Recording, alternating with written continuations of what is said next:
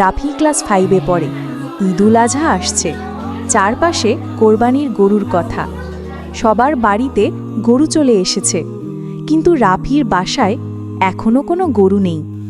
একদিন রাফি মাকে জিজ্ঞেস করল, আম্মু, কবে গরু আনবো? মা হেসে বললেন, দোয়া করো বাবা, আল্লাহ চাইলে সব হবে। সেদিন থেকে রাফি নামাজের পর দোয়া করতে শুরু করল। সে হাত তুলে বলতো, হে আল্লাহ, আমাদের জন্য একটা ভালো গরু দাও, আর আমি যেন বুঝতে পারি কোরবানির মানে। কয়েকদিন পর বাবা হঠাৎ হেসে বললেন, আলহামদুলিল্লাহ, গরু এনেছি। রাফি দৌড়ে গিয়ে গরুটাকে দেখল। আনন্দে তার চোখ চকচক করছিল। সে বলল, আল্লাহ আমার দোয়া শুনেছেন।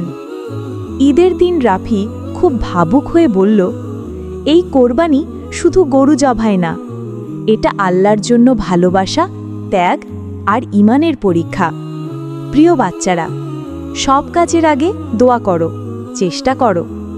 আল্লাহ বলেন, আমাকে ডাকো, আমি সাড়া দেব। সূরা গাফির আয়াত 60। কোরবানি শুধু রক্ত বা মাংস নয়, আল্লাহর কাছে পৌঁছে আমাদের তাকওয়া। সূরা হজ আয়াত 37।